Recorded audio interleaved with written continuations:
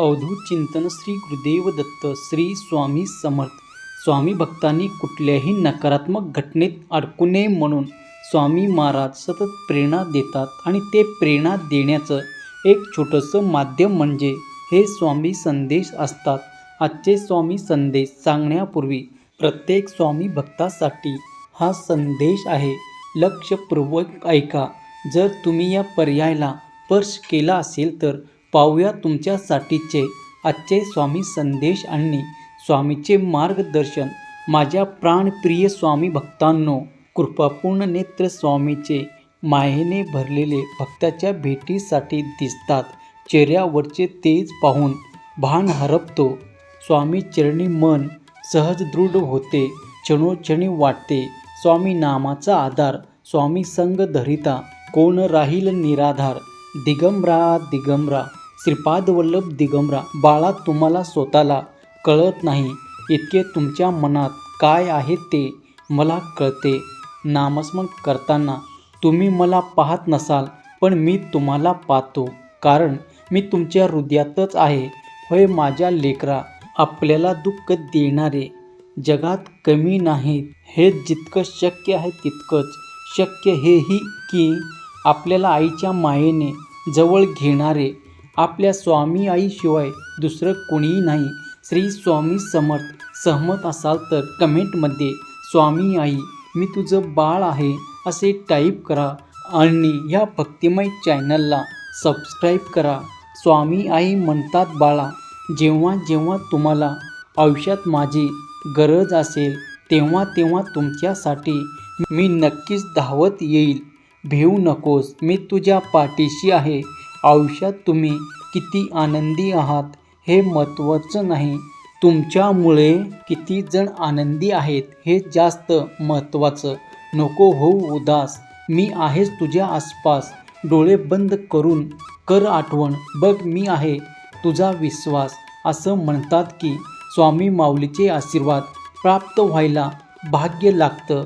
श्री स्वामी समर्थ म्हणतात, तुमच्या कोणत्याही चांगल्या विचारांना या जगात कोणतेच विष मारू शकत नाही आणि कोणत्याही वाईट विचारांना कोणतेही औषध हे वाचवू शकत नाही. त्यासाठी तुमचे विचार तुम्ही चांगले ठेवा. अडचणी या तुमची परीक्षा घ्यायला येतात, तुमचा नाश करायला नाही. होय मित्रांनो, मानसिक आनंद समाधान या गोष्टी बाहेर कुठे तुम्हाला मिळणार नाहीत, तर तुमच्या मनात आहे. त्यामुळे त्यांना बाहेर शोधू नका, स्वतःमध्ये शोधा आणि आनंदी राहा. तुमचा आत्मविश्वास वाढेल अशा गोष्टींना स्वतःचा वेळ द्या. आत्मविश्वास वाढला की मनात नेहमी सकारात्मक विचार येतात आणि संकटाला सामोरे जाणे सोपे होते. स्वतःसाठी वेळ काढा. व्यायाम करण्याची सवय लावा. स्वतःसाठी जगा. इतरांकडे लक्ष देण्यापेक्षा स्वतःच्या चांगल्या गुणाची तुम्ही कदर करा. मित्रांनो, आज दिवसभरात मी जे काही करणार आहे ते यशस्वी होणार आहे. आजच्या दिवसात सर्व काही चांगलेच होणार आहे अशी सूचना सर्वात आधी सकाळी सकाळी उठल्याबरोबर स्वतःच्या मनाला द्या. आपल्याकडे ज्या गोष्टी नाही त्याकडे लक्ष केंद्रित करू नका, तर जे तुमच्याकडे आहे त्यामध्ये आनंद शोधा, समाधान शोधा. कारण सर्वच गोष्टी आपल्या मनाप्रमाणे घडत नसतात. आपल्या मानसिक तणाव दूर करायचा योग्य उपाय म्हणजे अनावश्यक विचारात वेळ न घालवणे. तुम्ही शक्य तितके व्यवस्थित राहण्याचा प्रयत्न करा. तुमच्या आवडीचे छंद जोपासा. नामस्मरण करा. होय मित्रांनो, भगवंताचे नामस्मरण केल्याने कोणत्याही भक्त हा दुःखी राहत नाही. सहमत असाल तर होय स्वामी आई असे टाईप करा आणि हा संदेश 2 जणांना शेअर करा. मित्रांनो, आपले मानसिक आरोग्य आणि झोप एकमेकावर अवलंबून आहे. चांगली झोप झाले की मानसिक आरोग्य चांगलं राहतं. चांगले मानसिक आरोग्य असेल तर झोपसुद्धा चांगलीच येते. म्हणून तुम्ही शांतपणे देवाचे नामस्मरण घेत घेत झोपी जा. इतराशी तुलना करत बसू नका. नशिबाला दोष देत रडत बसू नका. स्वतःला नशिबवान समजा की देवाने तुम्हाला चांगलं सुंदर शरीर दिलेलं आहे. जर मनापासून प्रयत्न केला तर मानसिक त्रास कमी करता येईल. पण जे पेरतो तेच उगवतं असे म्हटले जाते.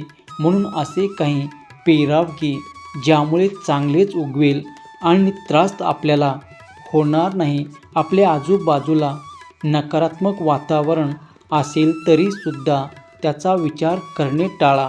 स्वतः नकारात्मक गोष्टीचा विचार केल्यास मानसिक आरोग्य बिघडते. त्यामुळे पॉझिटिव्ह राहा आणि पॉझिटिव्ह विचार तुम्ही अंमलात आणा. आपल्या आयुष्यात घडणाऱ्या आणि घडून गेलेल्या गोष्टीसाठी दुसऱ्याला जबाबदार ठरवू नका. आपले दुःख कंटाळत बसू नका. दुःखाचे भांडवल न करता दुसऱ्याचे दुःख जाणून घ्या. म्हणजे मग स्वतःचे दुःख तुम्हाला मोठे वाटणार नाही. सहमत असाल तर लव्ह यू गॉड असे टाईप करा आणि या व्हिडिओला लाईक करा. मित्रांनो, कोणाच्याही निगेटिव्ह बोलण्याचा विचाराचा जास्त अतिविचार करायचं नाही. अशा गोष्टी जास्त मनावर घ्यायच्या नाहीत. तर दुर्लक्ष करून पुढे चालायचं. रिकामे कधीच राहायचं नाही, कारण मनात व्यर्थ विचार येतच राहतात. स्वतःला स्वतःच्या आवडीच्या गोष्टींमध्ये तुम्ही व्यस्त करून घ्या. कोणाहीकडून कसलीही अपेक्षा ठेवू नका. म्हणजे मग आपल्या अपेक्षा भंगाची आपल्याला दुःख होणार नाही, मनाला वाईट वाटणार नाही. त्यामुळे स्वावलंबी बना. दुसऱ्यावरती अवलंबून राहू नका. जे आहे त्यात आनंदी राहा. भगवान जे काही देतो ते योग्य पद्धतीने देत असतो. दुःखी असताना आपल्याला काय करायचं नाही. एखादी अनपेक्षित धक्कादायक घटना घडली की आपल्यात दुःख होणे हे स्वाभाविक, पण त्याच्या मुळात जाऊन कारण शोधल्यास त्या अवस्थेतून बाहेर यायला नक्कीच मदत होते. दुःख असताना बऱ्याच गोष्टी नकळत घडवून जातात किंवा आपल्याकडून केल्या जातात. काही गोष्टी अशा दुःखात करायचाच नाहीत. कितीही दुःख झाले तरी कोणत्याही व्यसनाच्या आहारी जायचं नाही. जेव्हा मन दुःखी असेल तेव्हा जास्त रडायचं नाही. यामुळे आपल्या आरोग्यावर परिणाम होतो. आपलं दुःख पटकन कोणालाही सांगायचं नाही आणि आपल्या त्या दुःखाला कंटाळून तर अजिबात बसायचं नाही. दुःखात असताना कोणतेही महत्त्वाचे निर्णय घ्यायचे नाही. शांत राहून विचार करून योग्य तो पर्याय निवडायचा. दुःखात कधीच देवाला नशिबाला दोष देत बसायचं नाही. दुःखात असताना जे झालेलं आहे ते शांत पद्धतीने स्वीकार करायचं आणि ती वेळ जाऊ द्यायची. येणारी पुढची वेळ नक्कीच आपल्यासाठी आनंद देणार आहे, हे लक्षात ठेवायचं. सहमत असाल तर होय स्वामीयाई असे टाईप करा. श्री स्वामी समर्थ हा संदेश तुम्ही 2 जणांना शेअर करा. म्हणजे तुम्ही न कळत पुण्याचे भागीदार व्हाल.